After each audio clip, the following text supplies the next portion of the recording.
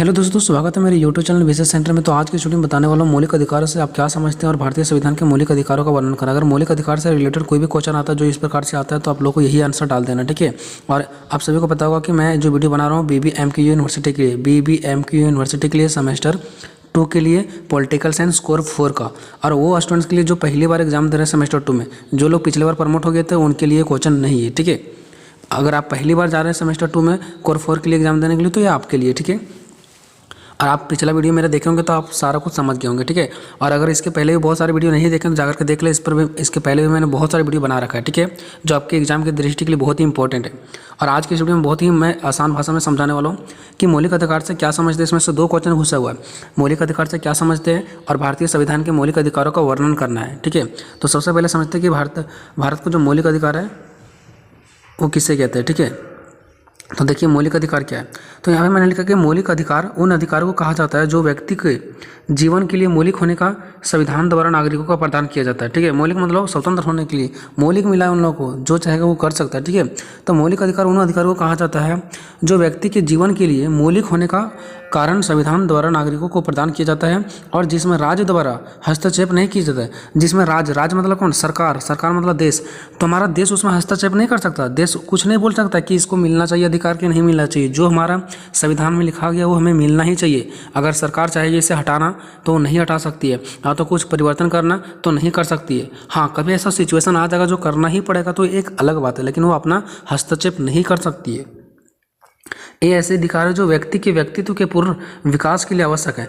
ये जो हमारा मौलिक अधिकार है वैसा विकास है जिससे मानव अपना विकास कर सके। इनके लिए मौलिक अधिकार मिला हुआ है ताकि मानव अपना क्या कर सके, विकास कर सके, ठीक है, ठीक है। तो यहाँ से देख लिए मैंने हम लोगों ने कि क्या ये बताइए कि इसमें क्या किया जा सकता है। व्यक्ति के पूर्ण विकास के लिए आवश्यक है, ठीक है, और जिनके बिना मनुष्य अपना पूर्ण विकास नहीं कर सकता। ये अधिकार कई कारणों से मौलिक है। देखिए, अगर ये मौलिक अधिकार नहीं दिया जाएगा तो मानव क्या कर सकता है, विकास नहीं कर सकता है। इसलिए मानव को मौलिक अधिकार मिला हुआ ताकि मानव क्या कर सके, अपना विकास कर सके। और ऐसा क्यों मिला हुआ है तो आगे देखिए मौलिक अधिकार क्यों है, ऐसा क्यों बोला गया कि सभी को समान अधिकार मिलेगा है, इसका मौलिक अधिकार ही नाम क्यों पड़ा, ऐसा इसलिए ताकि पॉइंट में आप लोग को आंसर डालना, ठीक है।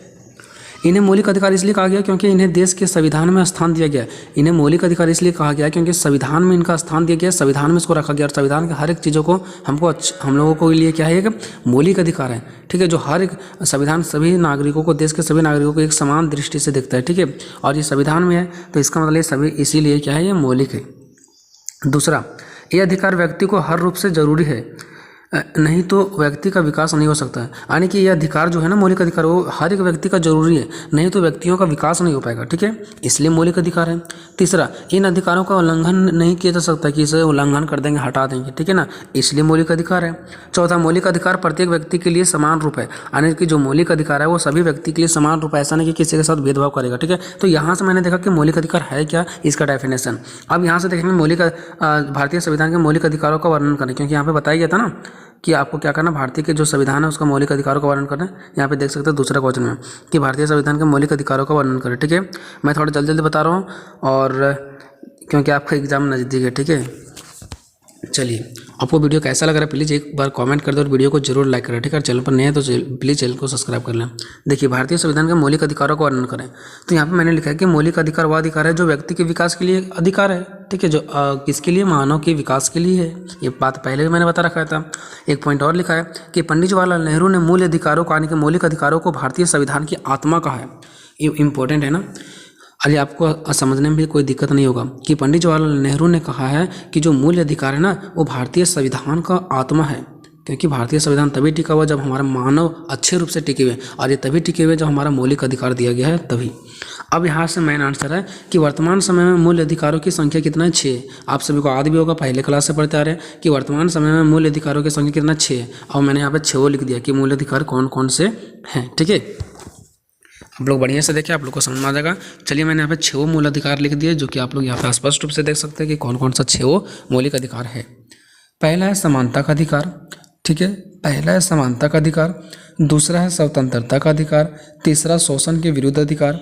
चौथा धार्मिक स्वतंत्रता का अधिकार, पांचवा संस्कृति एवं शिक्षा का अधिकार, छठा संवैधानिक उपचारों का अधिकार, ठीक है, समानता का अधिकार, स्वतंत्रता का अधिकार, शोषण के विरुद्ध अधिकार, धार्मिक स्वतंत्रता का अधिकार, सांस्कृतिक एवं शिक्षा का अधिकार, संवैधानिक उपचारों का अधिकार। अब यहाँ पे आप लोगों ने लिख दिया 6, ये आप लोगों ने 6 पॉइंट का 6 पॉइंट लिख दिया कि मूल अधिकार कौन कौन सा है, यानी कि मौलिक अधिकार कौन कौन से, ठीक है, 6। अब क्या करना है आपको मार्क्स बढ़ाने के लिए। अब आप समझिए, क्या आप लोग को 20 मार्क्स का आता है या तो फिर 16 मार्क्स का आता है, ठीक है, तो क्या आप लोग इतना ही लिखोगे? शायद ये अगर यहाँ पे देखा जाए तो 2 पेज का होगा, ज़्यादा से ज़्यादा होगा 2 पेज, और कम से कम आपको 3 या 4 पेज में देना है।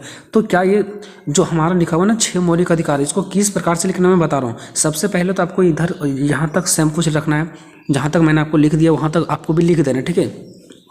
अब क्या करना है, पहले नंबर पर मेरा क्या है, समानता का अधिकार, तो इसको एक्सप्लेन कर देना है। अब नया से फिर से हेडिंग बनाओ, समानता का अधिकार, और इसके नीचे एक्सप्लेन कर दो। फिर स्वतंत्रता का अधिकार, इसके नीचे क्या कर दो, एक्सप्लेन कर दो, जैसा कि मैंने यहाँ पे नीचे में भी किया है, ठीक है। इसी प्रकार से शोषण के विरुद्ध अधिकार लिखना है और नीचे इसके बारे में कुछ बता देना है। फिर धार्मिक स्वतंत्रता का अधिकार लिखना है, इसके बारे में कुछ बता देना है। तो इस प्रकार से आपका पेज लंबा भी चले जाएगा और बढ़िया भी लगेगा और आपका आंसर सटीक होगा, ठीक है। जैसे कि देखिए मेरा पहला क्या है, समानता का अधिकार, तो मैंने यहाँ पे क्या हेडिंग डाला, फिर से पहले 6 को एक जगह मैंने लिख लिया है और फिर से जो पहला नंबर पर था यहाँ पे उसको मैंने क्या कर दिया, फिर से मैंने यहाँ पे डाला कि क्या चीज़ का, समानता का अधिकार, ठीक है। आप लोग यहाँ पे देख सकते हैं मैंने क्या डाला, समानता का अधिकार। चलिए अब इसको मैंने क्या लिखा है कि इसका अर्थ यह है कि राज्य का सभी व्यक्तियों के लिए एक समान कानून बनाएगा और उन पर समान ढंग से लागू भी करेगा, ठीक है। इसमें बताया गया कि धर्म, नस्ल, जाति, लिंग या जन्म स्थान पर कोई भेदभाव नहीं करना चाहिए, ठीक है। देखिए आपको हेडिंग डालना समानता का अधिकार और बताना कि समानता का अधिकार यह मतलब इसका अर्थ यह होता है कि राज्य मतलब यहाँ पे वो राज्य नहीं, झारखंड बिहार, ठीक है, राज्य मतलब होता है सरकार। तो इसका अर्थ यह है कि सरकार सभी व्यक्तियों के लिए एक समान कानून बनाएगा। समानता मतलब क्या, समान कानून बनाएगा और उन पर समान ढंग से लागू भी करेगा। और इसमें यह भी बताया गया कि कोई भी धर्म, जाति, वर्ग के लोग होगा तो उन पर कोई भेदभाव नहीं किया जाएगा, उन पर कोई भी भेदभाव नहीं किया जाएगा, सभी को समान अधिकार मिलेगा।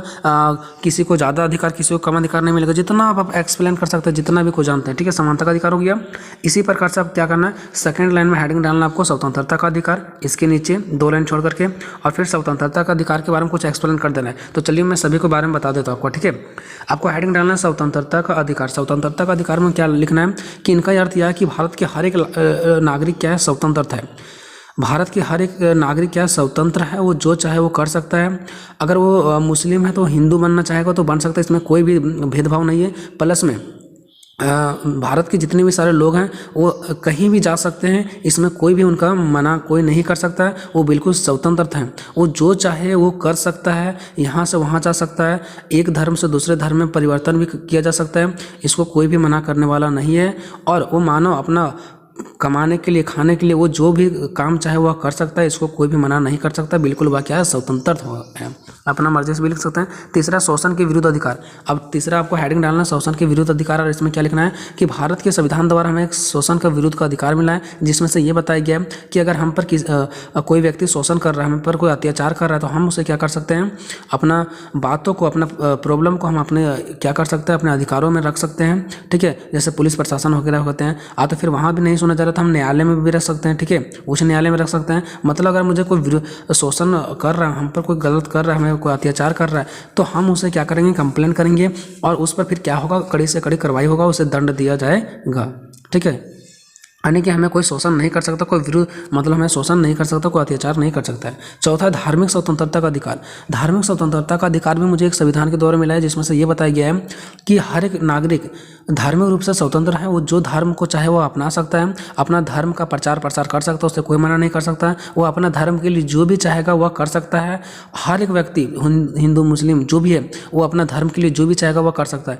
इसलिए मैं बताता हूँ कि हम लोगों को हिंदू मुस्लिम में कोई भी भेदभाव नहीं करना चाहिए, ठीक है ना। इससे क्या होता है, देश हमारा क्या होता है, पीछे चला जाता है, ठीक है।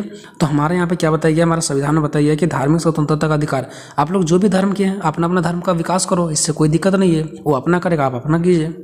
पांचवा है संस्कृति एवं शिक्षा का अधिकार। अब यहाँ पे फिर लिखना है कि भारतीय संविधान के द्वारा एक 5वां नंबर पर हम लोगों को संस्कृति एवं शिक्षा का अधिकार मिला, जिसमें से ये बताया गया कि हम लोग जो भी चाहेंगे संस्कृति का और शिक्षा का हम लोग क्या कर सकते हैं, अपना सकते हैं। साथ ही अगर कोई किसी भी धर्म या जाति का जनसंख्या कम है तो ऐसा नहीं कि बस सरकार उसे अपना सरकारी काम नहीं देगा, बल्कि हर एक मतलब जितने बड़े जितने भी जाति धर्म के लोग बड़े जनसंख्या हैं उनको जितना अधिकार दिया जा रहा है उतना ही छोटे जाति और धर्म के लोगों को भी अधिकार दिया जाना चाहिए। और समान रूप से लोगों का जॉब भी मान के सरकारी काम में समान रूप से लोगों का दिया जाना चाहिए। ऐसे नहीं कि कुछ लोग हिंदी बोलने वाले ज़्यादा हैं, कुछ लोग खोरठा ज़्यादा बोलने वाले हैं तो उनको अधिकार नहीं मिलेगा। सो मतलब भारत के जितने भी सारे लोग हैं, जितना भी भाषा का चयन किया गया है, सभी भाषा के आधार पर लोगों का सरकारी जॉब वगैरह में काम दिया जाना चाहिए। ऐसा नहीं कि कोई लोग छोटे तबके के हैं जिनका मतलब अगर मान लो कुछ 4-5 लोग हैं जो कि बहुत अलग भाषा बोलते हैं तो उनके लिए कुछ अधिकार नहीं मिलेगा, बल्कि संस्कृति एवं शिक्षा का अधिकार हर एक लोगों को है।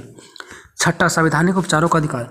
देखिए ये बहुत इंपॉर्टेंट है क्योंकि भीमराव अंबेडकर ने जो हमारा संविधान का निर्माण किया तो उसने एक बात कहा कि ये था कि हर एक नागरिकों को संवैधानिक उपचारों का अधिकार है कि अगर कुछ गलत हो रहा है तो वो अगर चाहे तो संविधान में उपचार कर सकता है, मतलब कुछ अलग नियम कानून बना सकता है। अगर लोग ऐसा चाहते हैं तो अगर लोगों को लग रहा है कि ये अधिकार होना चाहिए तो वो अपना संविधान में उपचार कर सकता है, यानी कि इसी को बोला गया संवैधानिक उपचारों का अधिकार। तो इस प्रकार से आप अगर लगता है कि अगर 6 पॉइंट को डिफाइन कर दोगे तो हमको नहीं लगता कि 3 पेज से कम में आंसर आएगा, ठीक है, 3 पेज से ज़्यादा ही चले जाएगा।